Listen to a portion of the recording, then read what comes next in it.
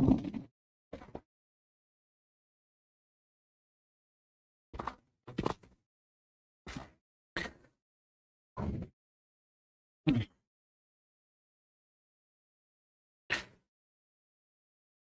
हिंद दोस्तों, आप सभी का स्वागत है यूनिफॉक्स लाइव पर। मैं आदेश आप सभी का तहे दिल से स्वागत करता हूं यूनिफॉक्स लाइव के इस परिवार में, और उम्मीद करता हूं आप सभी बेहतरीन होंगे, सभी मस्त होंगे। और जो भी साथी अभी तक नहीं जुड़े हैं वो साथी एक बार जुड़ जाएं प्यारे बच्चों। तो आज का सेशन स्टार्ट करें। और जैसा कि आपको पता है, आज के सेशन में हम डिस्कशन करने वाले हैं स्टैटिक जीके की एक स्ट्रेटजी के बारे में, एक बेहतरीन स्ट्रेटजी के बारे में, जिसमें आपके आज अगर ये सेशन आप देखते हो तो 4 से 5 नंबर आपके कहीं नहीं जाने वाले। अगर आप इस पे शिद्दत से चीजों पे काम करने वाले तो मैं आज आपकी गारंटी लेता हूं कि इस वीडियो के बाद, इस चीजों को देखने के बाद, समझने के बाद आपके 4 से 5 नंबर आपके हाथ में होंगे। और 3 कैटेगरी के जो बच्चे होंगे जो बहुत कम पढ़ना चाहेंगे वो भी एक अच्छा स्कोर कर पाएंगे। जो थोड़ा सा और ज्यादा पढ़ना चाहते हैं वो और थोड़ा सा डिटेल में थोड़े ज्यादा अच्छे नंबर ले पाएंगे। और जो पूरा भी अगर पढ़ना चाहते हैं तो वो भी एक सही तरीके से, एक सिस्टमैटिक वे में जो है अपनी तैयारी को करने वाले हैं। तो चलिए दोस्तों, आज शुरुआत करते हैं इस वीडियो की, और ज्यादा देर न लगाते हुए हम जो है आज स्टैटिक जीके की एक ऐसी सटीक रणनीति के बारे में बात करने वाले हैं। अगर आप शिद्दत से इसको फॉलो करते हो तो आपके 4 नंबर कहीं नहीं जाएंगे, क्योंकि ये अपने आप में इतना बड़ा वास्ट सिलेबस होता है जीके का, स्टैटिक जीके का, जिसमें आपको दिक्कत आती है। लेकिन अगर आप इस तरीके से पढ़ाई करोगे, जो भी मैं आपको आज इस वीडियो में बताने वाला हूं वो सारी की सारी फैक्ट्स के साथ होगी।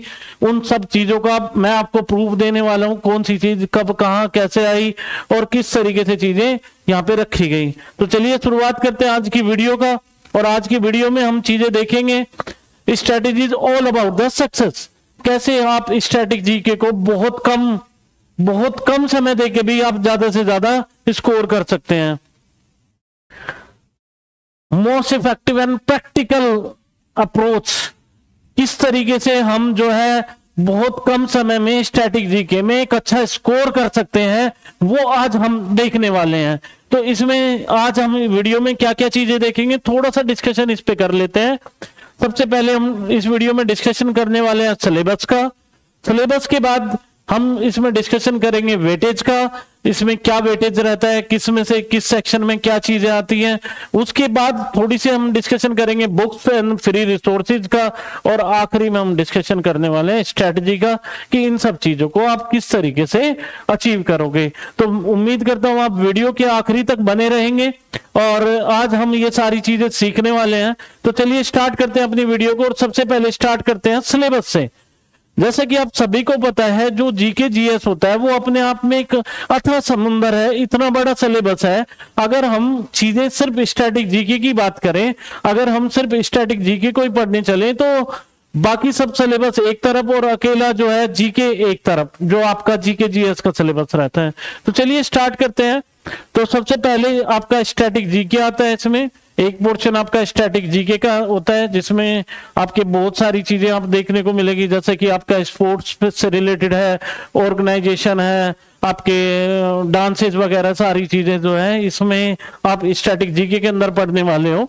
सेकंड चीज आपका कोर सिलेबस रहता है, जिसके अंदर आपका हिस्ट्री है, ज्योग्राफी है, पॉलिटी है, इकोनॉमिक्स है। ये आपका एसएसटी से रिलेटेड जो सेक्शन होता है, ये वो वाला सेक्शन होता है जो सोशल साइंस से रिलेटेड होगा, जहां आपको एनसीईआरटी की थोड़ी सी डिटेल सोशल साइंस की चीजें पढ़नी होती है।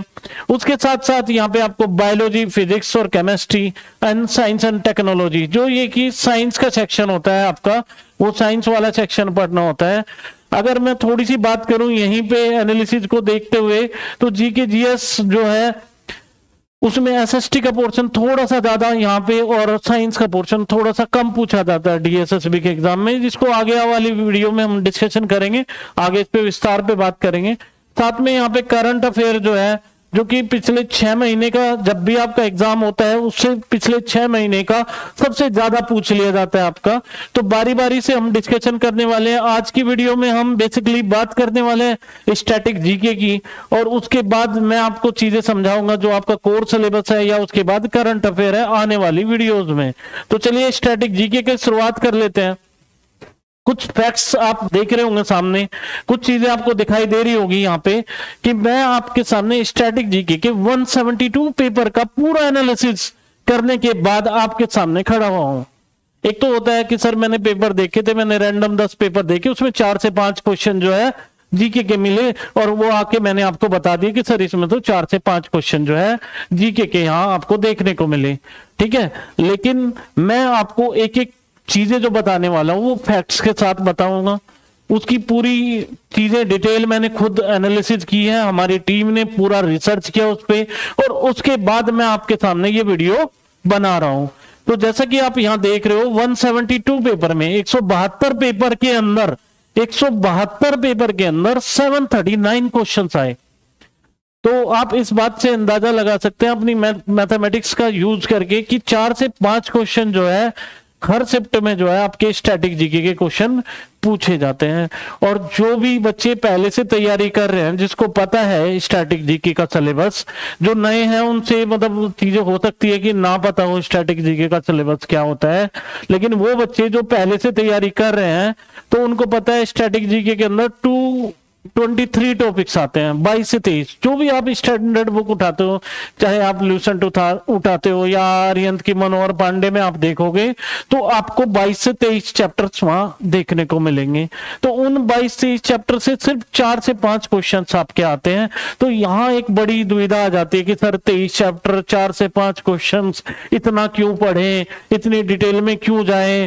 तो उसी चीज का उसी को सॉल्यूशन करने के लिए मैं आज आपकी बहुत सारी चीजें क्लियर करने वाला हूं, क्योंकि यहां हमारी जो परेशानी थी कि सर क्या पढ़े, इसमें से कितना पढ़ लें और इसे कहां से पढ़ लें, ये जो 3 क्वेश्चन आपके दिमाग में घूमते हैं, इन तीनों क्वेश्चन का आज आपको यहां पे सॉल्यूशन मिलने वाला विद प्रूफ। आप खुद अपने आप देखोगे, चीजों को समझोगे और यहां पे चीजें आएंगी।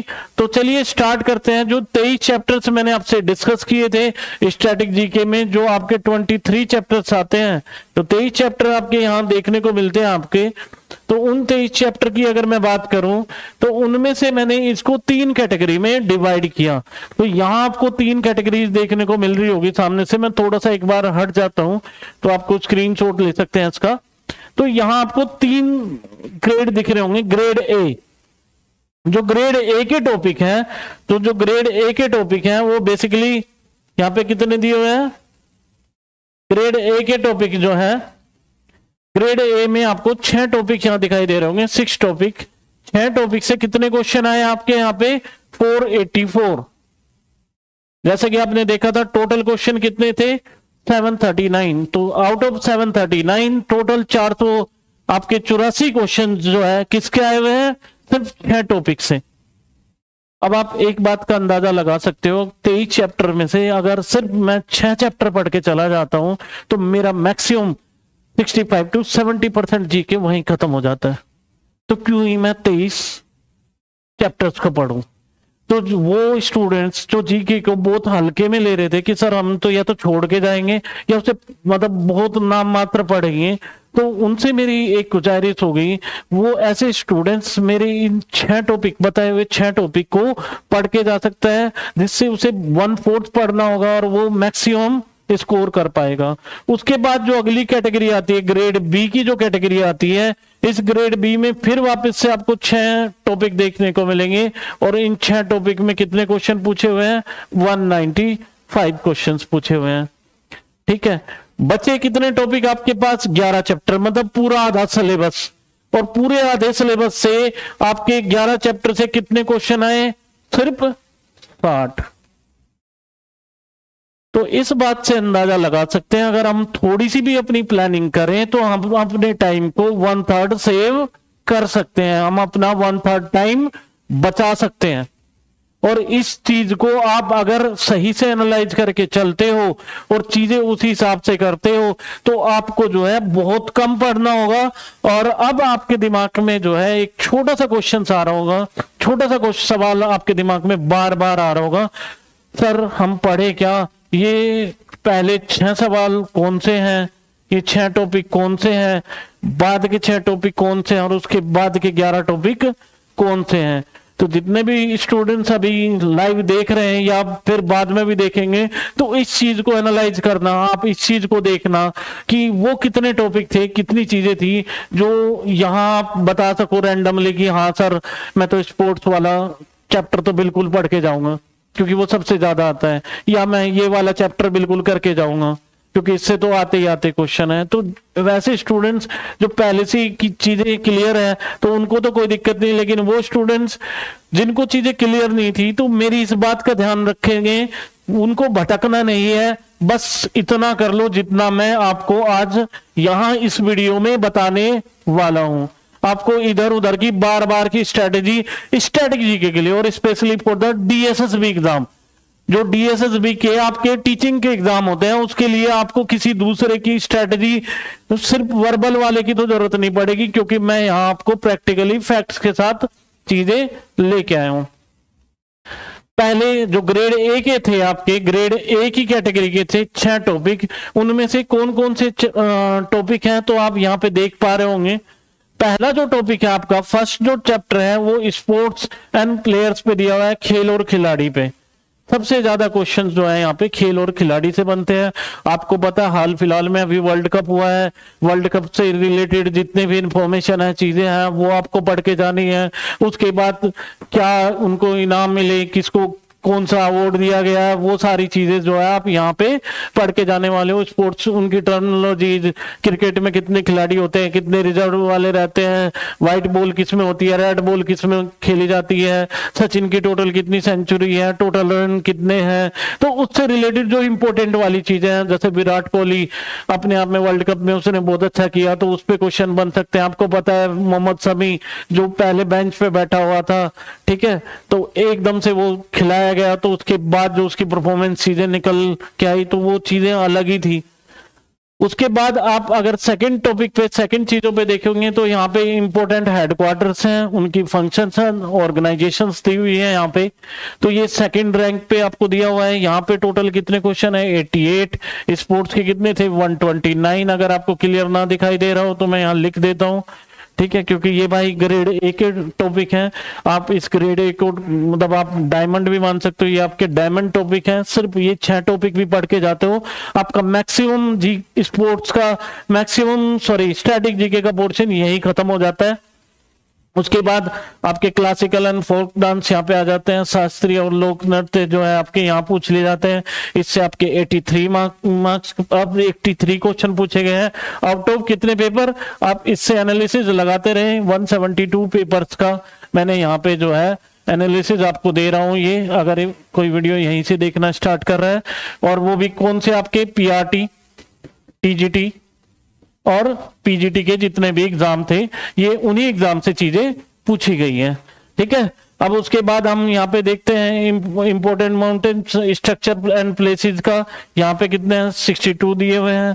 उसके बाद बुक एंड ऑथर से कितने क्वेश्चन पूछे गए हैं, पुस्तक एंड लेखक से 61 क्वेश्चन पूछे गए हैं। उसके बाद जो है इंपोर्टेंट पर्सन, महत्वपूर्ण व्यक्ति से कितने क्वेश्चन पूछे गए हैं, यहाँ पे 61 क्वेश्चन पूछे गए हैं।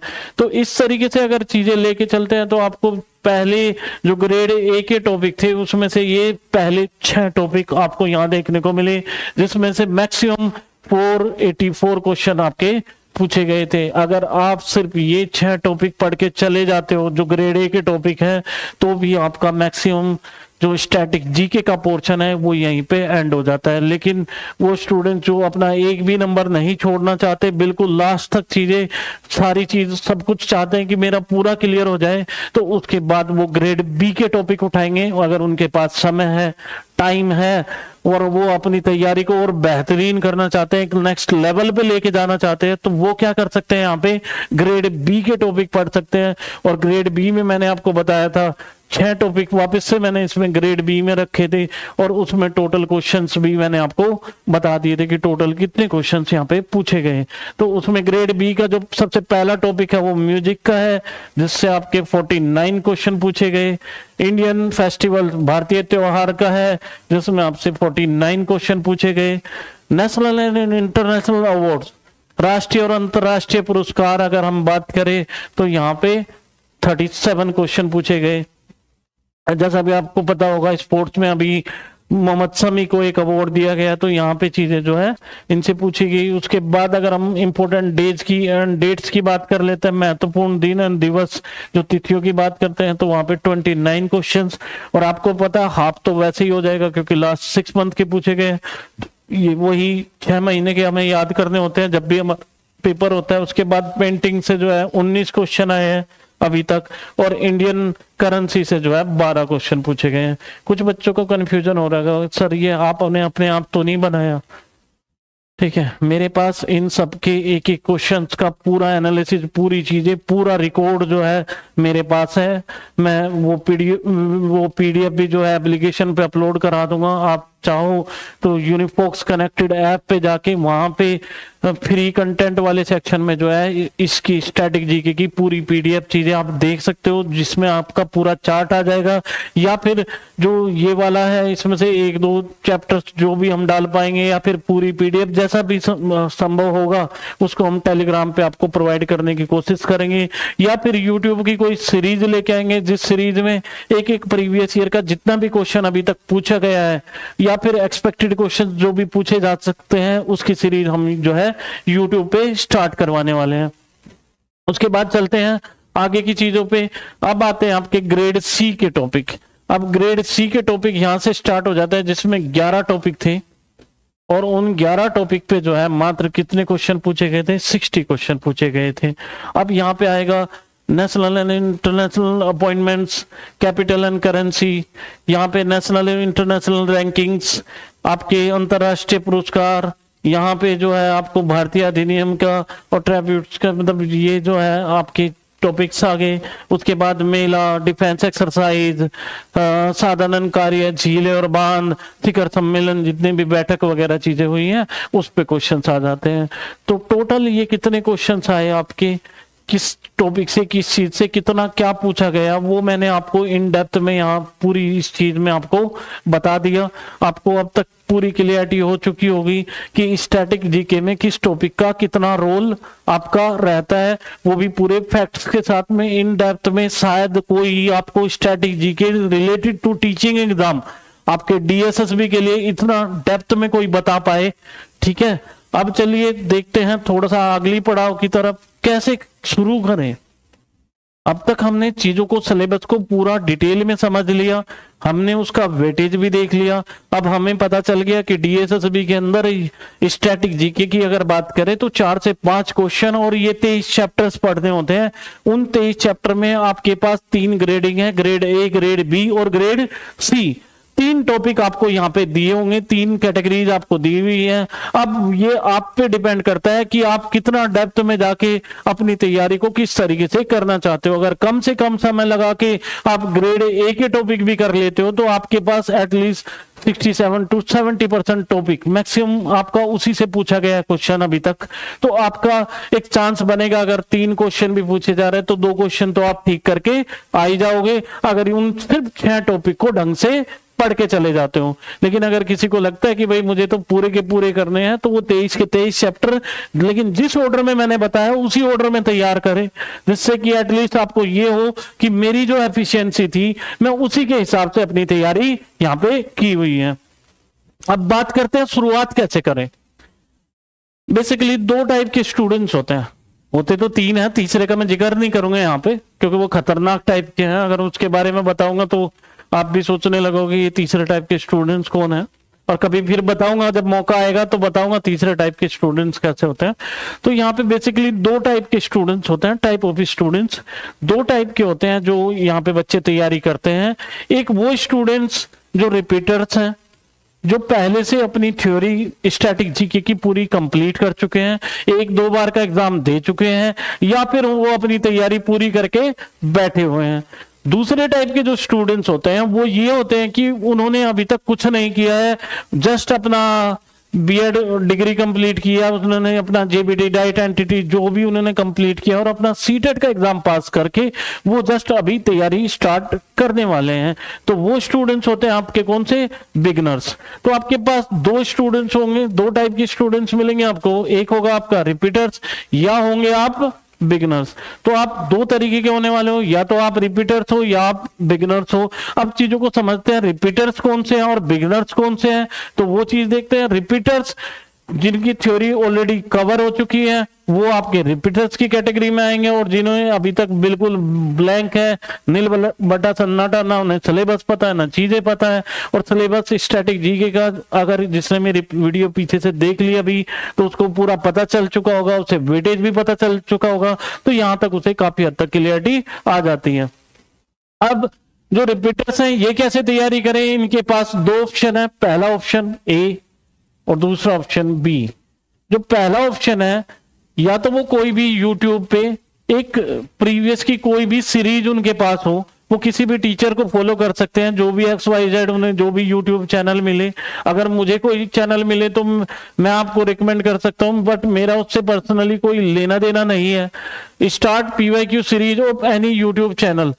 देखो स्टैटिक जीके में ना कोई जरूरी नहीं कि आप DSSB का ही चैनल देखें, जो टीचिंग से रिलेटेड ही कराता हो सिर्फ वही देखें। आप कोई SSC वाला भी देख सकते हो, जो रेलवे के लिए कराता है वो भी देख सकते हो, क्योंकि स्टैटिक जीके का काफी हद तक जो वनडे एग्जाम होते हैं और जो टीचिंग एग्जाम होते हैं ऑलमोस्ट सिमिलर होता है। कई बार तो क्या होता है, पता चला परसों एग्जाम हुआ था CHSL का, 2 महीने बाद में DSSB का एग्जाम हो रहा है, उसी में वो क्वेश्चन रखा हुआ है स्ट्रेटेजी का फिक्स, मतलब चीजें।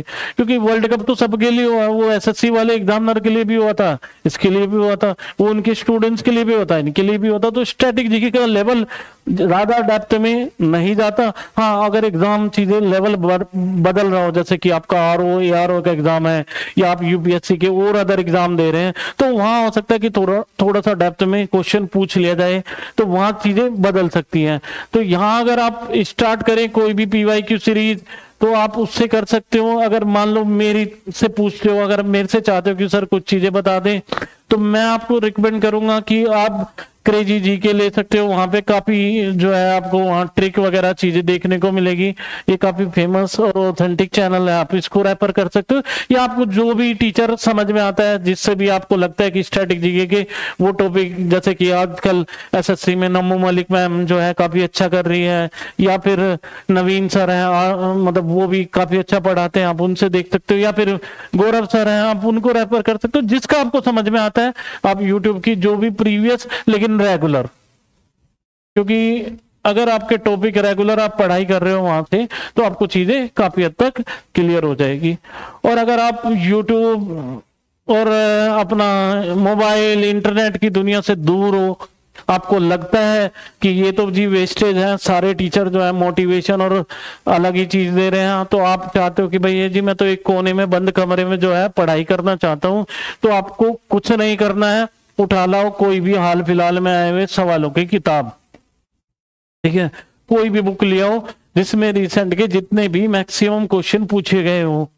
जैसे कि मैं आपको 172 पेपर का एनालिसिस दे रहा हूं, अब तक ऑनलाइन में 202 शिफ्ट जो है हो चुकी है। अगर आपके पास इन 202 पेपर का कलेक्शन आपके पास हो, तो उन पेपर को, या रिसेंट के जो पेपर अभी आ रहे हैं SSC वगैरह के, किसी के भी, जिनमें सारे किताबें, इनमें जो है स्टैटिक जीके के कोई भी क्वेश्चन चीजें दी हुई हो, आप उन किताबों से भी इसको कर सकते हो, अपनी प्रैक्टिस चीजें देख सकते हो। तो जिससे आपको ये आइडिया लग जाएगा कि जो भी आपने थ्योरी अब तक पढ़ी है, क्योंकि आपको बार बार थ्योरी पढ़ने की जरूरत नहीं है, आपको जरूरी नहीं कि बार बार सिर्फ थ्योरी पढ़ते रहे और अपना PYQ का एनालिसिस करे ही नहीं, तो आप कभी तक भी थ्योरी पढ़ते रहे, कभी भी खत्म होगा ही नहीं। क्योंकि स्ट्रैटेजी जीके अपने आप में इतना वास्ट था, इतना डेप्थ में था कि आपको कभी लगेगा ही नहीं कि सर मेरा तो मतलब कंप्लीट हो गया।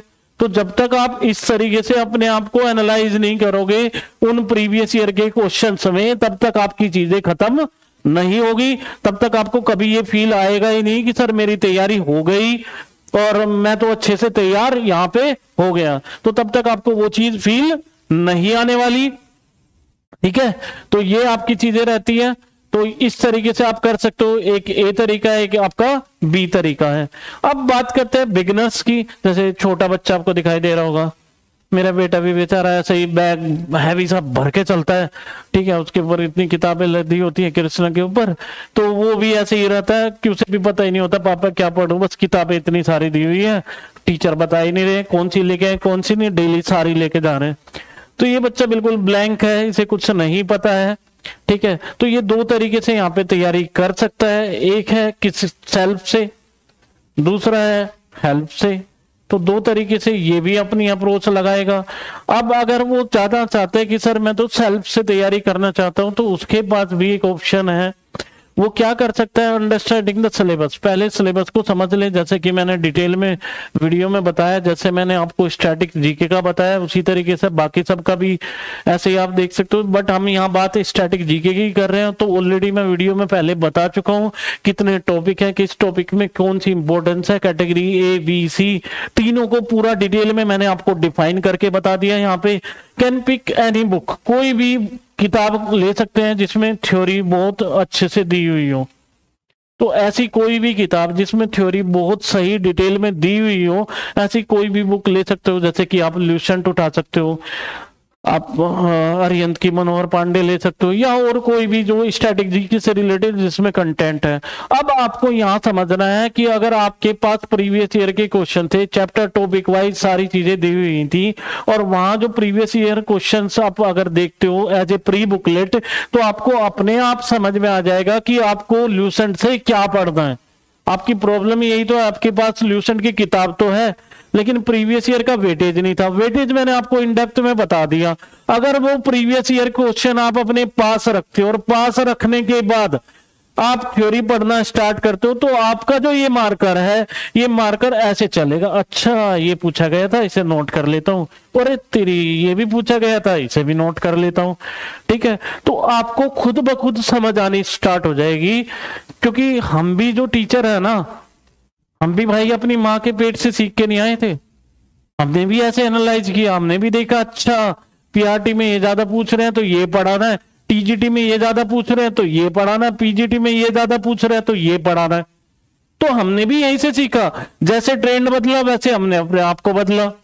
तो हमने ये नहीं किया कि भैया अपना जो पुराना ट्रेडिशन चला आ रहा था सिर्फ उसी को लिया हमने, नहीं, थ्योरी एक बार मन से पढ़ी, डेप्थ में पढ़ी, कॉन्सेप्ट को समझा। अब यहाँ पे एक टीचर मैथ का बन जाता है, एक जीके का बन जाता है, एक हिंदी का बन जाता है, एक इंग्लिश का, एक रीजनिंग का। भैया जिसको बार बार पढ़ के जिस सब्जेक्ट में एक्सपर्टीज फील हुई, जिसने जो ज्यादा डेप्थ में पढ़ा, वो सब्जेक्ट को पढ़ाना स्टार्ट कर दिया।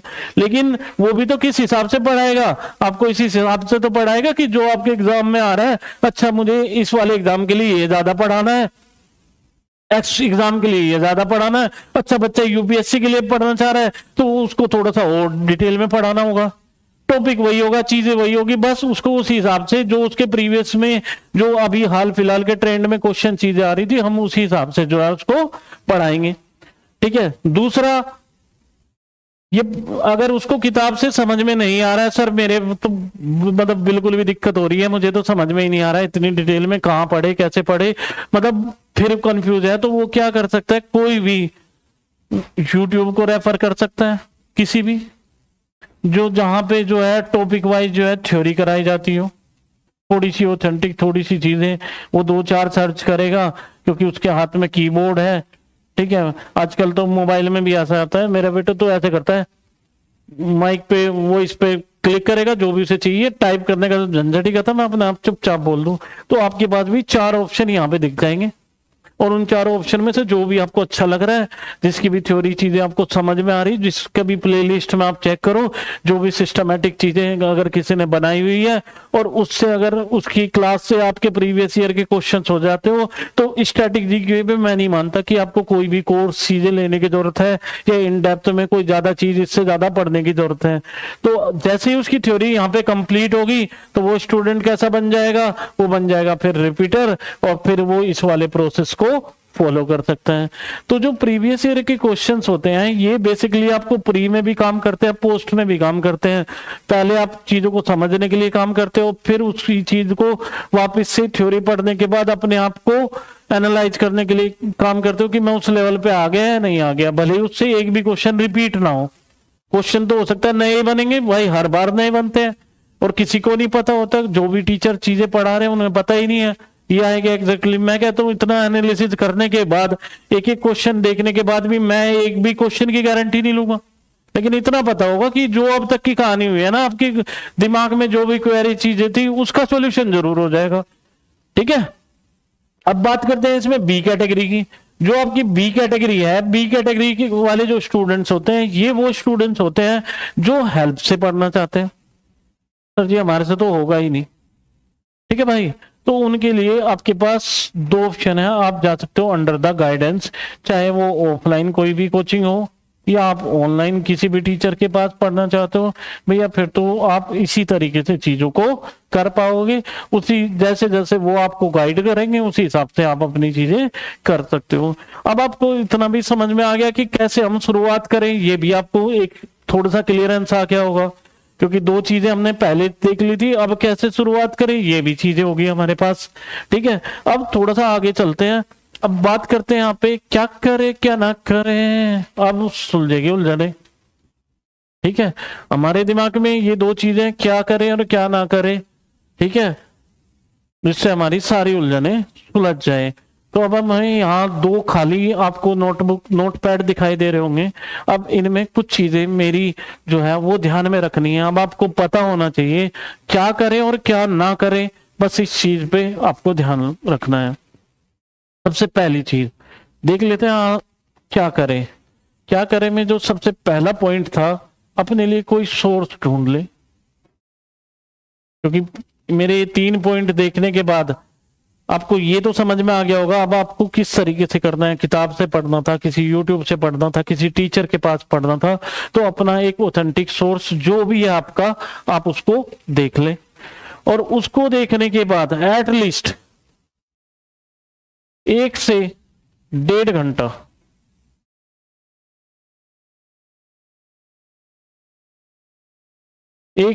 घंटा जो है,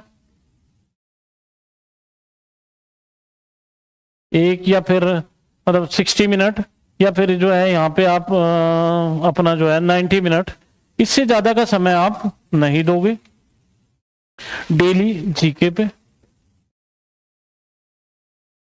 इसमें आप जीके को भी ले सकते हैं, आप जो जीएस वाला पोर्शन है वो भी, और करंट अफेयर भी, तीनों, लेकिन पढ़े डेली।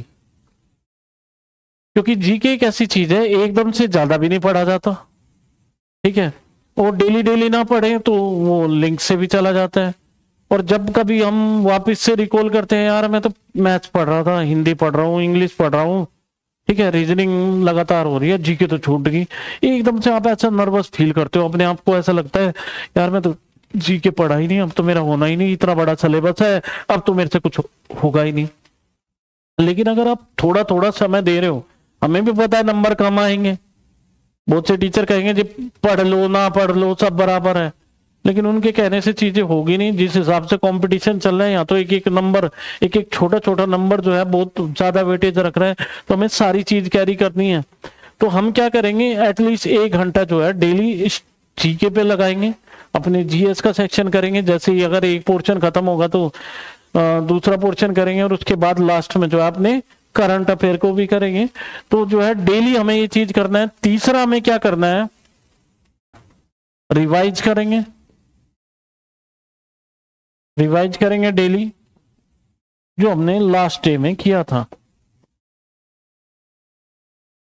जो हमने प्रीवियस डे जो पढ़ा था पहले दिन, उसको जो है आज पहले 2-4 उसमें अपना मन मन में रिवाइज कर लेंगे। हाँ कल मैंने ये किया था, मैंने जो है इसका ये पढ़ा था, मतलब ये ऑर्गेनाइजेशन थी, ऐसे ऐसे थी।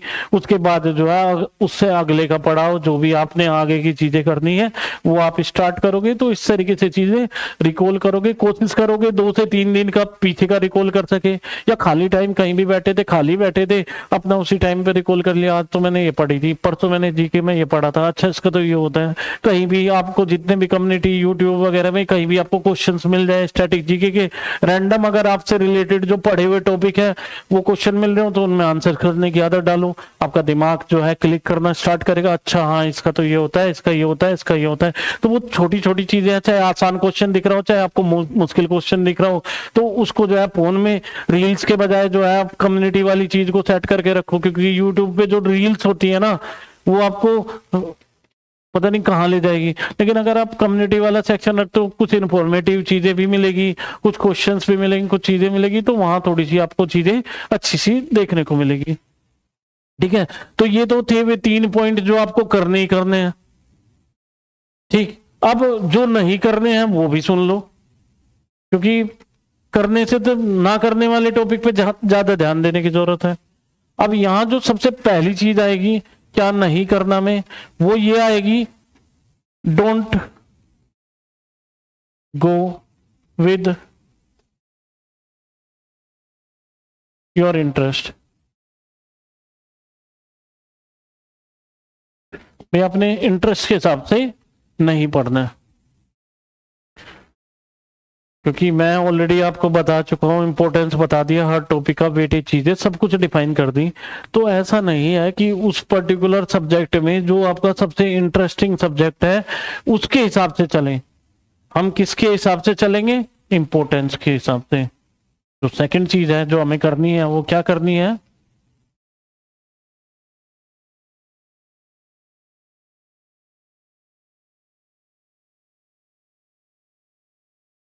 इंपॉर्टेंस के हिसाब से। तो यहां हम किसके हिसाब से जाने वाले हैं? इंपॉर्टेंस के हिसाब से, कि जो चीज ज्यादा इंपॉर्टेंट है हम उसको ज्यादा पढ़ेंगे, ना कि जो मेरा इंटरेस्ट कहता है मैं उसके हिसाब से पढ़ाई करूं। ठीक है। तीसरा लास्ट में क्या नहीं करोगे में एक चीज और आ जाएगी, रेगुलर रहना है। ये नहीं आज कर रहे हैं कल नहीं कर रहे हैं, तो वो चीज आपको नहीं करनी है। तो उम्मीद करता हूं यहां तक की चीजें आपको सब समझ में आई होगी। अब मैं थोड़ा ये मार्कर रख देता हूं, थोड़ी सी बातें हो जाए आज। ठीक है। तो उम्मीद करता हूं आपको सारी चीजें मेरी समझ में आई होगी। जो भी मैंने आज आपको इस वीडियो में बताया, इस वीडियो के माध्यम से जो भी मैंने मैसेज आपको दिया वो आप तक पहुंचा होगा।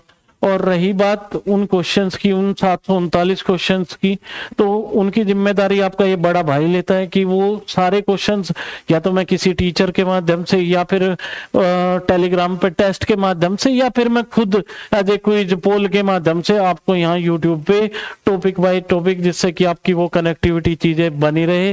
हो सकता है कोई हम ऐसा सिस्टम कर दें कि कल हम वो पढ़ने वाले हैं, चलो भाई उसके क्वेश्चंस कर लेते हैं, उस पर डिस्कशन कर लेंगे। तो इस तरीके से जो है चीजों को हम पढ़ने वाले हैं। स्पोर्ट्स में भी अब आपको पता चल गया, स्पोर्ट्स जो है बहुत ज्यादा इंपॉर्टेंट है। तो यहाँ हम गेम के हिसाब से भी कर सकते हैं कि भैया आज क्रिकेट करेंगे, कल टेनिस करेंगे, परसों जो है बैडमिंटन पढ़ेंगे, फिर आप कुश्ती पे करेंगे, फिर मतलब आज उनके अवार्ड्स पे करेंगे। तो इस तरीके से जो है जो इंपॉर्टेंट वाले टॉपिक है उनको हम 4-5 दिन में जो है करेंगे, जो थोड़े से कम इंपॉर्टेंट है उनको एक दिन में निपटाने की कोशिश करेंगे, जिसमें ये हो कि एटलीस्ट आपका 1 महीने में पूरा स्टैटिक जीके कंप्लीट हो जाए। और आपके पास और भी बहुत सारी चीजें हैं पढ़ने के लिए, लेकिन ये स्टैटिक जीके अगर आप 15-15, 20-20 मिनट भी उस तरीके से करोगे तो भी वो स्पेयर टाइम में आपका हंसते खेलते ऐसे ही पूरा हो जाएगा। उसकी जिम्मेदारी आपका भाई ले रहा है, तो आपको टेंशन लेने की जरूरत है ही नहीं है स्टैटिक जीके की, क्योंकि जहां से नंबर बन रहे हैं उस पर सबकी नजर है, चाहे आपका मैथ हो, इंग्लिश हो, रीजनिंग हो, ठीक है, चाहे आपका हिंदी हो, उस पे तो सबकी नजर है। हमें वो चीज भी उठानी है जहां से डिफरेंस क्रिएट हो सके, जहां से हम 2 नंबर एक्स्ट्रा ला सके, जहां मेरिट में हम थोड़ा सा आगे जा सके, जहां हम रैंक की एक उम्मीद कर सके। तो हमें वो चीज भी साथ में लेके चलनी है। और ये स्ट्रेटजी जो 0 पे बैठा है उसके लिए भी काम कर रही है, और जो बिल्कुल ये चाहता है ना कि इस बार तो सिलेक्शन मुझे मतलब लेना ही लेना है हर हाल में, ये उसके लिए और ज्यादा इंपॉर्टेंट है। अगर आप अपने दिमाग पे जोर डालोगे, इस वीडियो को, फैक्ट्स को, चीजों को आप तसल्ली से देखोगे, ढंग से चीजों को एनालाइज करोगे, तो आपको ये फील होगा, आपको ये पता चलेगा कि हाँ यार ये तो सही में फॉर्मूला जो है वर्कआउट कर रहे हैं। ठीक है। तो उम्मीद करता हूँ आपको ये चीज पसंद आई होगी। अगली वीडियो में मैं आपके साथ मतलब जो सेकंड पार्ट था आपका कोर जीएस का जो सिलेबस था उसके साथ मिलने वाला हूँ। हो सकता है हिस्ट्री का सेक्शन मैं पहले लेके आऊं, क्योंकि हिस्ट्री अपने आप में बहुत इंपॉर्टेंट है और 4 से 5 क्वेश्चन उसमें रहते ही रहते हैं, लेकिन उसका सिलेबस बहुत डीप है, सिलेबस बहुत ज्यादा दिया हुआ है। फिर मैं वही चीज रिपीट करूंगा, वही मैं फिर वो गोल्डन 6 क्वेश्चन, वो कैटेगरी ए के 6-7 टॉपिक इंपॉर्टेंट वाले जो सबसे ज्यादा इंपॉर्टेंट है पहले वो ढूंढ के लाऊंगा, फिर बी कैटेगरी, फिर सी कैटेगरी, फिर मैं आपको वो वाले टॉपिक चीजें बताऊंगा, जिससे आपकी जो तैयारी है, जो कम पढ़ना चाहते हैं जीके को वो भी अच्छे से तैयार कर सके, जो मीडियम पढ़ना चाहते हैं वो भी कर सके, और जो मतलब पूरा सब कुछ पढ़ना चाहते हैं डिटेल में पढ़ना चाहते हैं तो वो भी जो है कर सके, लेकिन एक स्मार्ट स्टडी, हार्ड के साथ स्मार्ट भी। और वेरी स्मार्ट वाले पहले ही अपना कैटेगरी को चूज करके, वेरी स्मार्ट वाले भी, तो सब जो है वहां तक चीजें पहुंच सके, चीजें कर सके। तो अगली वीडियो में मिलते हैं जिसमें हम स्टैटिक जीके से हट के जो कोर सब्जेक्ट्स होते हैं उसमें जो है हिस्ट्री पे बात करेंगे। तो जय हिंद दोस्तों, आज के लिए इतना ही। अगली वीडियो में मैं हिस्ट्री की कुछ इंपॉर्टेंट चीजों के साथ, उसके एनालिसिस के साथ, उसकी स्ट्रेटेजी के साथ मैं आपसे फिर अगली वीडियो में मिलूंगा। तब तक के लिए नमस्कार।